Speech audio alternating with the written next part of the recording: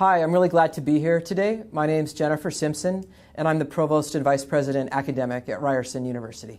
And Tony, it's great to be here with you.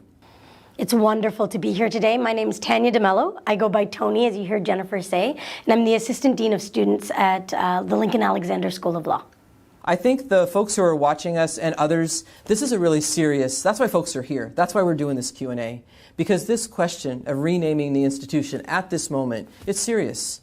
You know, it's exciting, and we've had great conversations with each other. I think there's been a gravitas and a level of really careful deliberation. That's what I've seen from the committee members. The committee members have been so thoughtful and careful with this process. And we're preparing. The committee members have always looked at the materials and thought about how this matters. So I really want to underscore that we feel the opportunity of this, but also the responsibility. When I first met you, it was about talking about how we would work and how this committee would come to be in terms of us working as chair and vice chair. And what you've said for me is the reason that I wanted to do the work. This idea that it would be driven and centered around community engagement and understanding that this entire process was about a process, not just an outcome. And that the community would be involved, but that the broader community of stakeholders, people that care about this university, and people that care about its future would be really, really connected. But I want to give a little bit about a context for folks, because I thought, if I was watching, what would I want to know? And what I want to share first is that, you know, we have all of these questions that came in, and they're really good questions which give us insight into what's really pressing for our community. And I think this kind of session that we're doing is reflective of the way the entire process has gone, right? Where we came together as a committee to think about what our mandate was and what the outcome was at the end of this committee. And it actually started in September, where our Board of Governors decided that they would accept the entire suite of recommendations from the Standing Strong Task Force.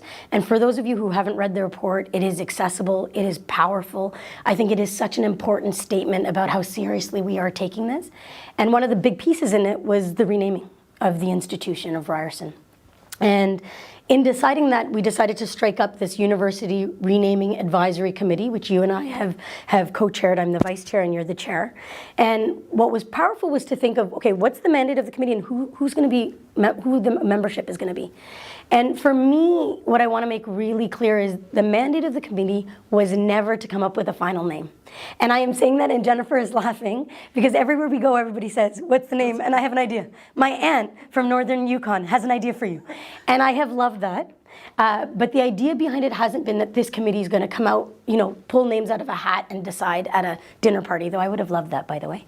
But rather that it would be a really rigorous process of research, of community engagement, of what we have had, which is a 3-week-long survey that was opened up to anybody that felt that they were a stakeholder, that they were connected to us, that had membership, alumni, students, faculty, staff, people that live around this area, to give us their input on what they thought was important in thinking about a name. Not the name itself, but in thinking about a name. And what really came out that was powerful was that the community was really united in a way I didn't expect from a survey results. We had 30,000 responses. And in those responses, what was shocking was we broke it down into, do you identify as alumni, staff, faculty, all this kind of stuff. We also said demographically, how do you identify? In terms of age, race, those kinds of things. And we looked at the divisions, and what we found is the community was really unified. And there were several things that came out that I remember we've spoken so much about.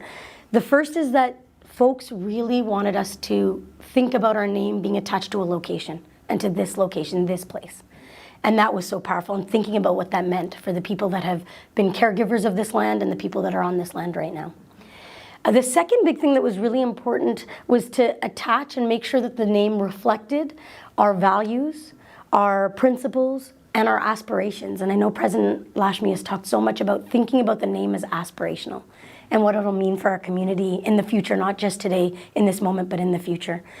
And another thing that came out that was powerful was that folks really didn't want the name to be attached or commemorate a notable person, right? So that was something, and across the board, there wasn't a group that disagreed. They didn't want it to be, and one of the things that we think is important to share with the community is the name will not reflect a notable person, because we wanted to take that feedback and take it in really seriously and hold it as we moved forward. So having 30,000 people come forward, I did not expect that we would also have 2,200 names. So the task before our committee has been huge. The public survey was so important. And we've looked at it in this multifaceted way, right? To understand that it's about knowing that we had this history and that we're not trying to erase a history, that we want to be proud of who we were, but we want this name to reflect where we're going as a community, which I think is so beautiful. We were also really clear about that we are not going to make this a popularity vote. This is not about, the committee's going to decide and if 5 people agree, that's what we're going with. But we would use this process and these principles to help us come up with the criteria and rationale for what a short list of names could be. And this is a big one because everyone says to me, what's the name, what's the name? And what I say is, no, the committee's not picking the name. We are providing a short list of names that will go to President Lashmi for his consideration. We will have rationale for those names that we have come up with over the last 10 months to make sure that it's something that's robust. And that President Lashmi will make that decision along with the Board of Governors. It goes out of our hands to the Board of Governors. What is exciting, and I think nerve-wracking for us, is that that decision is coming in the next few weeks in terms of the short list, not the final decision. And I think that that's going to be really, really powerful. I also think, and I know this is a point that I really wanted to make clear, we want a name that unifies our community, and as a result, we're not going to make the shortlist public before so people can vote on it. It's not about popularity. It's about one that unifies our committee and reflects our values and our aspirations, and does that through this process that I know you and I are both so proud of. I want to say we've had meetings every single week, sometimes more than once a week, very long meetings, tons of work behind the scenes. And I want to turn this over to you, Jennifer, and ask, we had a question from Richard, yes, which is around, in summary, can you actually tell us the basis for renaming the university? I've gone through the process and the context, but what would you say the basis is, Jennifer, for renaming? Yeah, that's a great question. And thanks, Tony, for giving so much background information. I think emphasizing what's been critical are these pieces of what's come together, the committee and the rich committee membership, all of our colleagues that we've been working with, and then the community engagement has just been terrific. And I think pointed to, as President Lashmi, as Mohammed has said, this is about aspirations. And what's been terrific is that so many people have been interested in showing up for that conversation about how we're going to move forward towards those aspirations together. So in thinking about the basis for the renaming, that's a big question and an important one. And I'll first reference, this project. It has a kind of history and some background. And one thing that includes is the work of the Standing Strong Task Force. And, it's interesting because the task force was actually operating well before I got to Ryerson. So it was something, even me coming into this role, you mentioned the kind of excitement about being able to serve in our roles as chair and vice chair. Coming into the role at Ryerson was seeing the work, paying attention to, there's this task force. They're looking at big questions for Ryerson. And the task force, the Standing Strong Task Force, which was led by Joanne Dallaire, our Indigenous elder at the university, and Catherine Ellis, a professor in history, as co-chairs, the task force was really a continuation of Ryerson's commitment to equity and to anti-colonialism. And that's what's so exciting for me. So I want to kind of the work of the committee is really grounded in those conversations that the task force had, which was an incredible moment for Ryerson to say, okay, we're going to recognize that this name, it poses challenges. Yeah. Ryerson, it poses some challenges. It for some in this community, it causes harm. For others, it raises questions. Who was Ryerson? What is his connection to public life at his time historically? What does that mean for Ryerson? So again, I want to express really deep thank you and gratitude to the work of the task force for really grappling in difficult, complex, and reflective ways with those questions. The task force made 22 recommendations. And you and I are really excited about this one right now. It's a very public-facing recommendations. It's so exciting that we're at this moment. The other recommendations are also incredibly important for the ways in which Ryerson moves forward as an institution, as a place of higher education that's committed to asking, once we acknowledge what's wrong, like I like to think about this, is we name what's wrong and then we imagine and work towards what's next. So the task force kind of set us on that way with the 22 recommendations. Ryerson was a really interesting individual. And a couple things I've learned over the past several months are that in some ways he was a friend of people working at equity and anti-racism, anti-colonialism. He did some things in his life that said, yes, I think this movement is the movement we should be making. And then there were other moments when he didn't show up in that way. There were other moments. One example is when there was leaders around schooling and education were suggesting that schools should be segregated. And in that moment, Ryerson had an opportunity to say, no, segregation, that's not going to lead us into an equitable future. And he didn't insert that thought at that moment. And that's problematic. So I think, again, history is complex. Individuals are complex. It's integral to remember that thinking about this renaming, it's about Ryerson and our current name, and it's so much about where we want to go. And it's also about the diversity of this community and honoring the values that we have been holding for years, for decades. Ryerson's been working at these values. And I think what's exciting about this moment is, and the renaming, this is coming back to your question, how did this all get started? With the Standing Strong Task Force, with Ryerson's willingness to ask questions. To ask questions about what does it mean that we have this name right now? How do we want to go forward? And how is that connected within the context? This is a national question. The Truth and Reconciliation Commission in Canada, we are asking as a country, what does it mean to acknowledge the harm and violence done by colonialism and what's going to happen next? So this name is grounded in Ryerson saying, we're going to show up to that hard question. And we're going to think about how can we think about our name going forward in ways that, as you said, Tony, make room for everyone at Ryerson to feel a connection with and that reflect those values and aspirations. So I'll come back now to Ben's question, which is how many of the suggestions for a potential name were taken from the anonymous suggestions from the community survey, and how many were taken to suggestions brought forward by those committee members? This is such an important question. I couldn't agree more, Jennifer. And I think we have to start with talking about the committee again. As you will hear throughout this entire session, Jennifer and I it was a very close-knit group that worked extremely hard to think about a process that would be effective. And so I want to start by saying the committee members represented the diversity of our community and the fact that they all had an understanding of working with different stakeholder groups directly. So they had lived experience, professional experience, and we asked them to bring their perspectives and their experience of the groups that they had worked with to the process. And we wanted to come up with a collective way forward to ensure that we were bringing in this community feedback and also understanding some of the logistical, legal, political, cultural considerations you have to have in a name, right?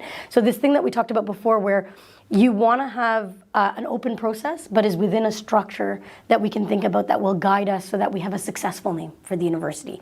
And I learned so much in this process. So we had this 2,200 names came anonymously, Ben. And then in addition to that, we had a firm that helped us and looked at the structure, the guidelines, the principles, the values that came up, this decision that most of the community wanted us to focus on location. And they were able to generate through that process an additional 400 names. And then this is where the debates began, right? So we have been in the thick of this now for the last few months, and we continue to do so, where the debate is one that I find it's not only rigorous and deep, but it is one where I have seen people openly say, I have evolved because of this discussion. I changed my mind because of 4 points that were made last week, and I want to share that. And I think that was the most powerful. And I know you and I both said several times that happened to us. And our big job as a committee, again, is not to come up with a name, though committee members, based on these principles and the 2,200 suggestions, were open to also adding their own suggestions to the roster as members of our community, but was to narrow this list in a meaningful way, so that it would be a name that reflected our values and aspirations, so that it would be a name that reflected the community feedback, and that it would be aspirational, but we didn't have 2,200 to work with every day, right? So that got narrowed. We had a lot of help from the firm whose role it is and experience it is to do that. And I think what was most meaningful to me is how rigorous the discussions were and how much we all changed over these few months in terms of how we came to it. That was the most powerful part. And interestingly, if I can ask you a question that came from the student gala, which is, are we taking into consideration the importance of a neutral name? And that a lot of people said, we don't want notable. We don't want something that could divide our community. We want to unify. How have we responded to this idea of having a neutral name? Is that even possible, Jennifer? Tony, thanks so much for that question from Gala about kind of what should a name be? You know, what kind of work does a name need to do? And I think in thinking about that, what I've really been aware of, you know, with the consultation period, with the committee, we've been talking about words, sets of words. What's going to be our name? What I've noticed, and I think if anyone thinks for even 30 seconds, we'll realize this, a name is something that we live with and that we live in and that we can put our hands on, that we can touch, that we get excited about, that holds memories and stories and futures and pasts. A name, you know, it's so interesting how a simple word or set of words can then become something so complex and layered. So that's what I want the name at Ryerson to represent in response to Gala, which is such a great question. I want that name to be something that people feel they can touch. It's like something you put your hands on, that your heart can connect to, that your head can connect to. To do that, it has to be a name that can bring in the diversity of our community, a name that can encompass and feel a connection, represent a connection for many, many people and the diversity of this institution. So how did we think about that? That kind of, when we're choosing a name, that kind of emotional or affective, logical, all those pieces that need to be part of a name, how did we as a committee kind of work through what's going to serve us well with that objective in working out a shortlist? And so I'm just going to read some of the considerations that were top of mind for us. And this was an attempt, this was our work at being systematic and methodical about our process to have a high level of rigor in our conversation. Does the name leave room for, open up to a diversity of perspectives? Does it fit within post-secondary sector practices? Is this name going to keep us connected in the education world? Does it kind of situate us amongst universities as a whole? Does it align with the university's strategic vision? Is it legally available and ownable? A really necessary question. It has to be legally available and ownable. Does it pass cross-cultural and global linguistics checks? We are a community with lots of languages, with lots of cultural backgrounds. What meanings or resonance does this name take on in different settings? Can it be abbreviated to a workable acronym, to an acronym that works well for the university and those stories that we want to tell about ourselves? And another consideration, the domain name and the social media elements that come with that name, are they ownable? Can we own those names? So this list, I think, helps all of us to remember it's what the committee really, in our returning, we've emphasized that returning to the name and what does this mean for us? How do we sit with this? These questions were consistently in the mix. So we kind of came to a short list that is workable in a wide sense and at all these levels. We have a great question from alumni that I want to know the answer to. And I know my parents want to know this answer because they love our colors. So the question's from Doug. And Doug wants to know if the Rams or the colors blue and gold will change. And I'm telling you, my parents are listening. So the question of the mascot's a really important question. We're not sure yet. That's going to be a separate process. We've got a set of recommendations that we mentioned earlier. One of those is about the mascot. The mascot may change. There needs to be further reflection, and that will come next. So folks can stay tuned on that next chapter website, and we'll include updates there about that process, what's happening there. So I have a different answer for the colors. The colors will stay the same. This is really what we're going through is a renaming exercise. And so the colors of blue and gold, which when I saw those colors too, I was so excited. Like, when you move, I came from a different institution. I love the blue and gold. So that will stay. That was a decision from the beginning that this would be a renaming exercise. It was, in fact, as we know, a question asked by committee members. Will we be talking?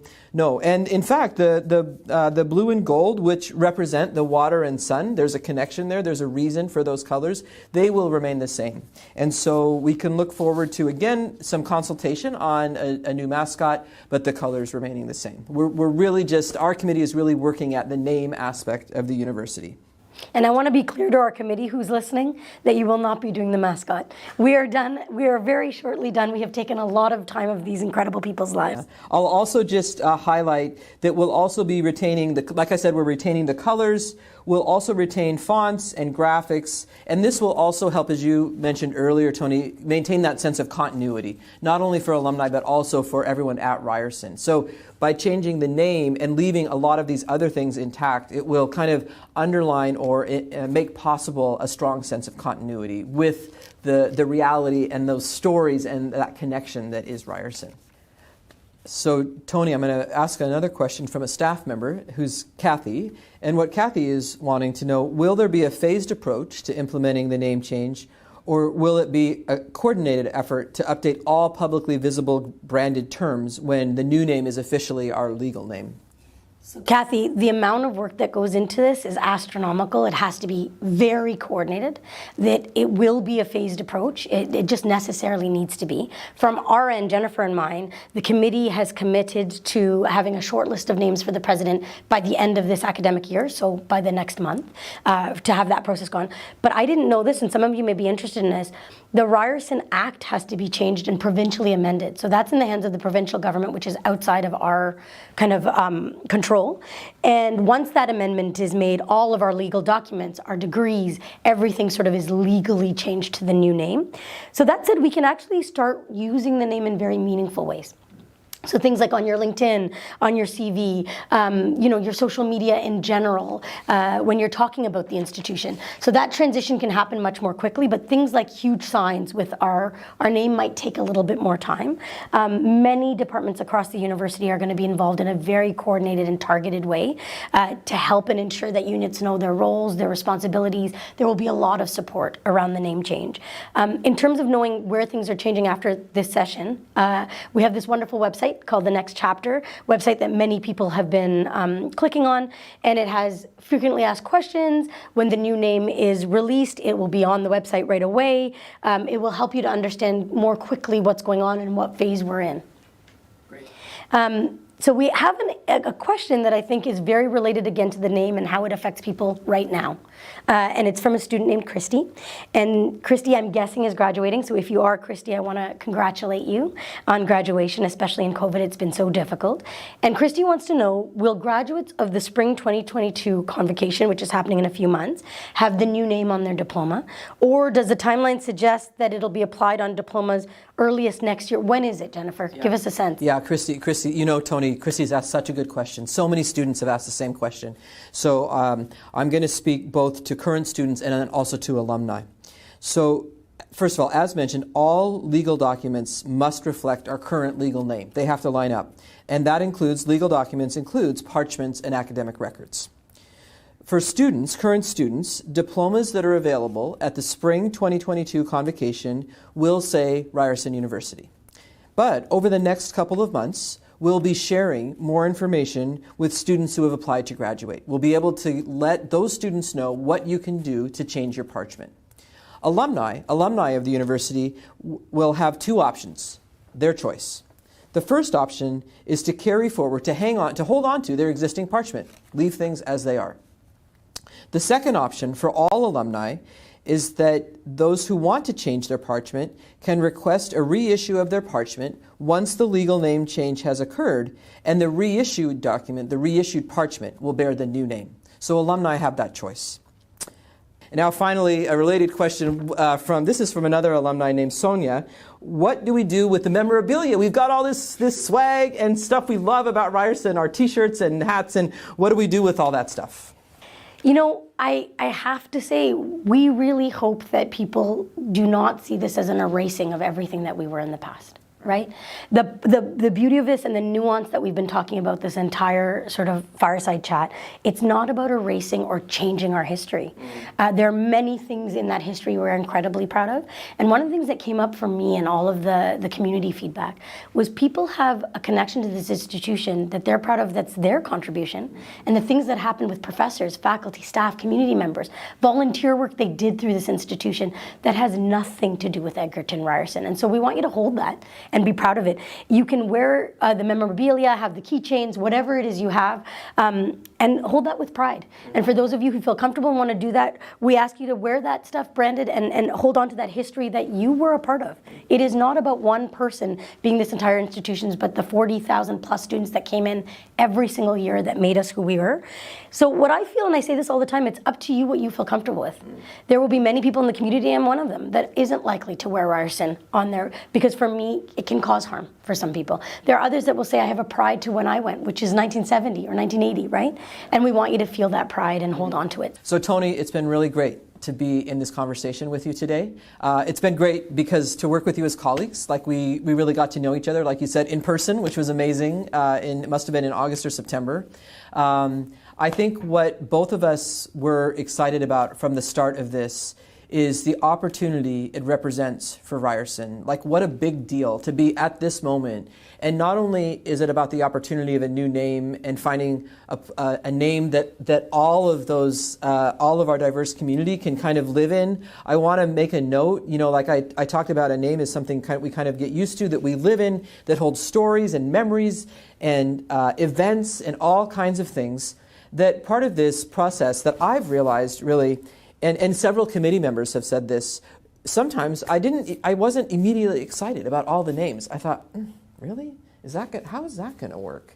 But then the next week, we had the conversation. 1 week, I thought about it, heard from other people, came back, and I had shifted. And several committee members mentioned that. So I'll ask for, I think curiosity and openness will be really helpful in this. If that name doesn't strike you right away, it might in a week or so.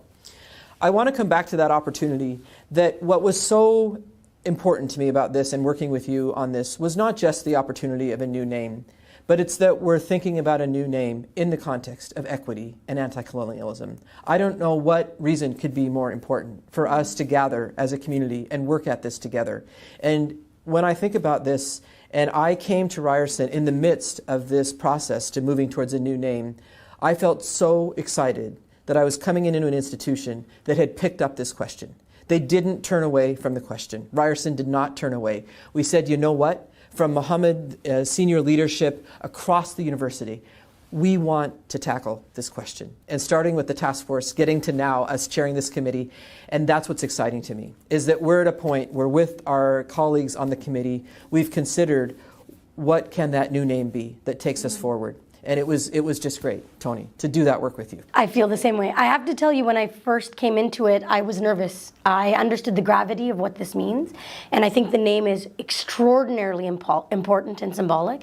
And it's not the only thing that is important. For me, so much of what's important about this institution is the work we do, who we hire, whether they feel like they have a voice when they come into a room, how students feel in our atmosphere, and what happens when you leave. So for me, it wasn't just about the name, but what that name means. And many of us, I came to Ryerson not knowing the history of Edgerton Ryerson, but I knew Ryerson as an institution that cared about equity, diversity, inclusion, as you've said, that wanted a human rights-centered campus, that cared about innovation and meeting people where they were in the community. And that's the reason I came here. And that was the brand that this university had, and it will continue to be the brand. I see it in the way we work, in the process, and I will tell you, your leadership had a huge impact on me.